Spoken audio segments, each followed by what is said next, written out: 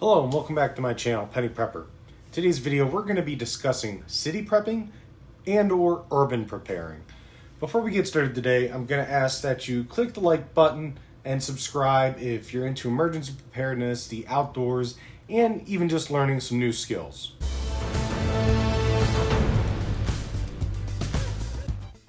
Alright, so the very first problem with trying to be a survivalist or a prepper in an urban or city setting is going to be the lack of space and ability to go off the grid. The lack of storage means you can't really have a storage of water or food. A lot of your supplies that you would normally be able to have in a more rural setting or out in the country is just not going to be feasible in an apartment or in a row home style house. Some row homes may have a basement, you may have a garage on the property, something like that, but fact of the matter is, in a city setting, you're not going to have the space to do a lot of the things that would make you self-reliant, taking yourself off the grid. So before you even consider bugging out, there are some important questions that you need to ask yourself, and you need to weigh these before making this consideration. So the very first and most important question you need to ask is going to be, is there something preventing you from leaving? Is there a sick family member, or you're not physically able to actually bug out? Maybe you're not able to walk more than a mile. Maybe you need oxygen, or you just physically can't walk, something like that.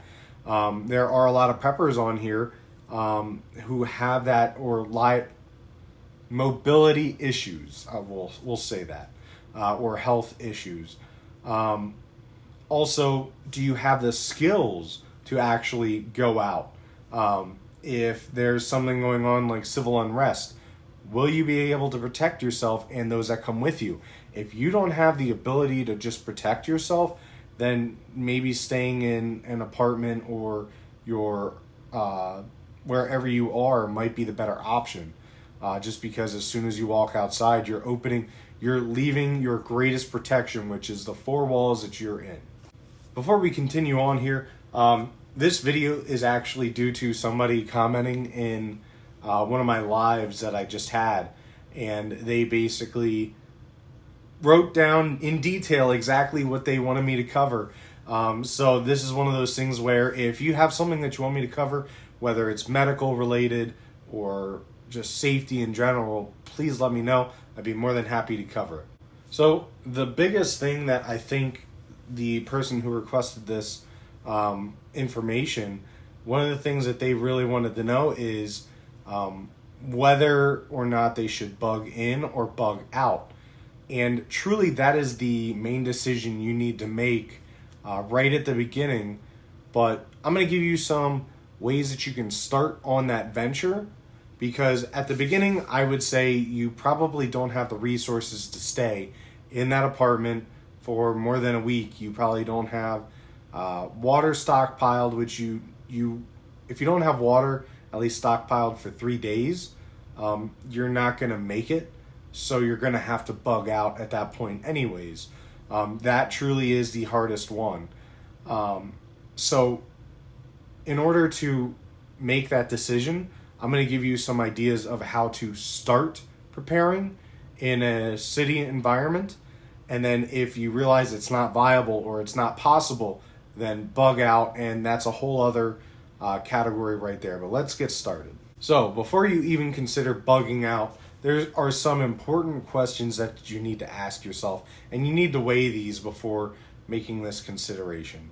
So the very first and most important question you need to ask is going to be, is there something preventing you from leaving? Is there a sick family member, or you're not physically able to actually bug out? Maybe you're not able to walk more than a mile. Maybe you need oxygen, or you just physically can't walk, something like that. There are a lot of preppers on here who have that or mobility issues, we'll say that, or health issues. Also, do you have the skills to actually go out? If there's something going on like civil unrest, will you be able to protect yourself and those that come with you? If you don't have the ability to just protect yourself, then maybe staying in an apartment or your wherever you are might be the better option. Just because as soon as you walk outside, you're leaving your greatest protection, which is the four walls that you're in. Number 2 is going to be, where would you go? Maybe there's a chance that staying where you're at could actually be an option. Can you think outside the box enough to make a viable plan? So what I mean by that is, in the event of nuclear fallout, for example, being in a single level home, maybe out in the country, maybe, let's say, 20 miles downwind of a nuclear detonation. That is where you're going to really start to deal with fallout. Granted, there will be fallout in the epicenter of wherever that occurred as well. So if you're in an apartment complex, let's say, and you are on an inner area of that, let's say a high rise, let's say it has 20 stories and there's multiple inner sections of it, you may actually be better protected either in that apartment complex, maybe towards the inward side of the apartment, than you would be in a single level house, which just has the shingles, the wood, and some insulation between you and radiation. Also, a lot of times parking garages, they're further down under the ground. Yeah, they will have ventilation from the outside air, but fact of the matter is not a lot of radiation would be getting in there directly. You may find an option that is better protected than somewhere out in the country, or even trying to leave to go search for that. You're going to be completely exposed. That brings me right on into number 3. Is it even worth bugging out? Is an emergency going to reach into the country or make it near impossible to survive out in the country or out in the forest, depending? Is it a winter emergency? Is it a heat emergency? Is it an occupying force? Depends on what exactly the emergency is. You may be better off staying where you're at. Granted, you're going to probably run out of supplies, or you may be able to procure supplies through the grid that is down. You may find a tractor trailer that has gotten stuck in traffic. You're able to take some of the supplies away. Number 4, and the last one, is going to be making it out. If everybody tries to leave, can you actually make it out of the city? Making backup plans, alternate routes, and also having to worry about violence, or if, depending on what the emergency is, it's also going to depend. Just as with everything, you may have a perfect bug out location selected, but are you actually going to be able to make it out of the city to get there? These are all things you need to consider before you even figure out if you're going to be able to bug out. If you have something that's going to keep you in the city, it might be a better option to try to stock up or maybe come up with an alternative solution for the space that you need, which I'll get into a little bit more here. So the first thing that you're going to have to try to stockpile or figure out a way to get is going to be water. You can only survive 3 days without water, and really that's going to be the hardest thing for you to procure. Yes, you could wait for it to rain, but if you don't have access to the roof or to the ground level, how are you going to be getting that water? I know in the movie 28 Days Later, it was a situation where they were the only ones really left in the apartment building, and they were able to utilize the roof. If you have access to the roof and there's nobody else that's going to be up there, or maybe you're able to pull your resources, maybe you have access to a balcony, that might be a more viable option. However, again, it depends on the emergency. If it is a nuclear disaster, most of that water is going to be contaminated if it's rainwater. So again, it depends on the situation. If it's just something where it's civil unrest, you could probably get away with being up on a rooftop and collecting rainwater. Maybe even make a garden, depending on your ability to access soil, or there's other alternative means. I'm not going to get into that here, but it's possible. Next one's going to be food. This is a little bit easier in a way, but at the same time, you're going to be utilizing a lot of space to store food. You have to worry about pests. A lot of apartments, high rises, stuff like that, you're going to have the ability to store that stuff, and you're not going to have to worry about mice as much. However, it is still possible. I've seen mice in high rises. It all depends. But basically, if you're able to stock up or store some food, that's really going to be what counts. But try not to utilize food sources that are going to require water, because first of all, that will drain your water supply. And on top of that, you're also going to have to worry about utilizing the water you would normally use for hydration for cooking. So if you're able to get something like crackers or basically dried foods that will be shelf stable for a while, that's the way to go. A lot of times if you get, let's say, dehydrated or freeze-dried foods, it's going to be a lot lighter as well. So those could be a better option. Next one is going to be shelter. And when we talk about shelter, if you have an apartment or you live in the city, chances are you're probably going to have shelter of some sort. It's probably going to be an apartment, something like that. And it might not necessarily be a bad place to be. Like I said earlier, if you're in an apartment complex, like in an actual high rise or a larger building, you might find more safety in the core of that building than you would living out in the country in a single level ranch style home. Maybe it has a basement. A lot of times you'll find older buildings still have fallout shelters, or they may have been built during the Cold War, where they're a lot more sturdy and able to take more punishment. Next one's I'm just throwing in here because it's a little bit important, but at the same time, you don't necessarily need it. It's going to be camouflage. When I say that, I don't mean having military style camouflage netting on your outside of your balcony or wherever.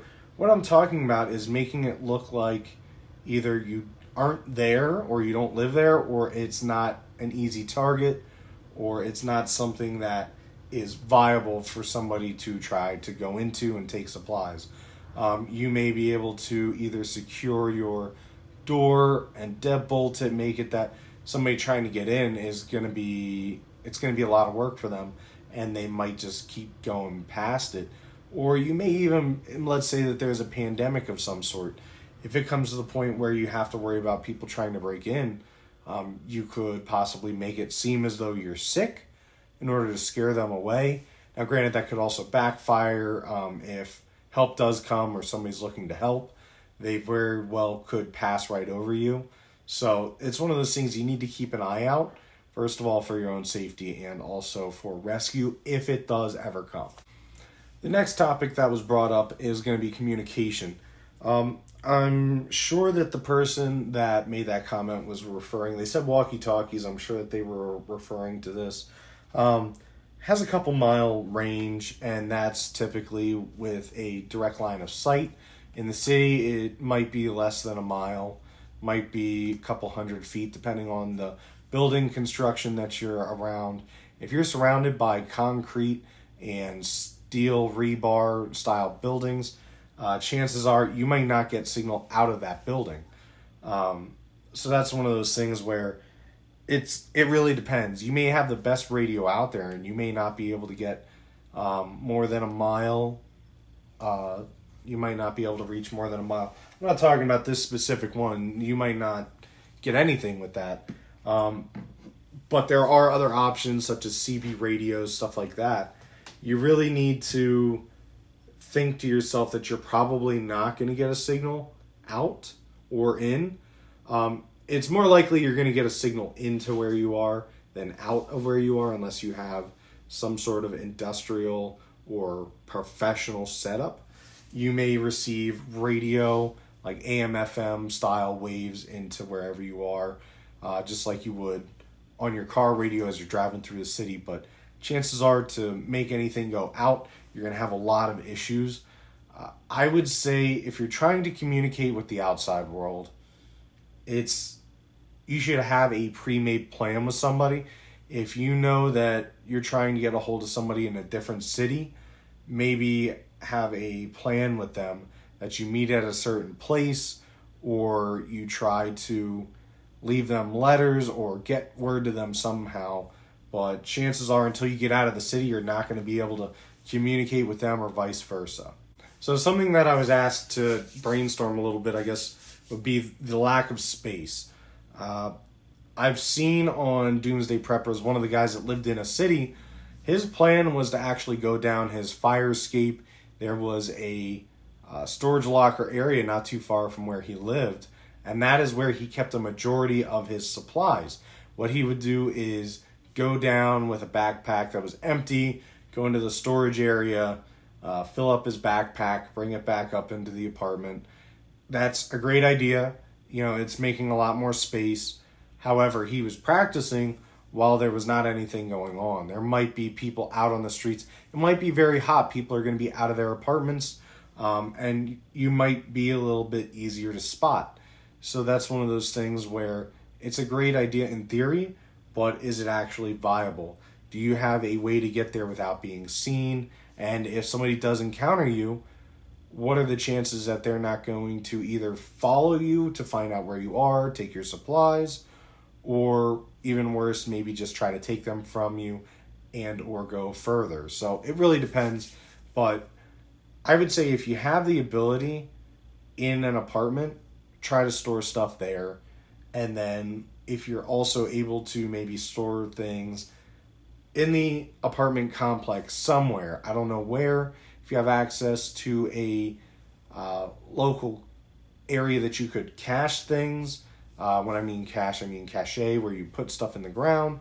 That's an option, or along your route to get you out. Another topic that was brought up is groups of people and their neighbors. It all depends on if you feel as though your neighbors are going to need things from you.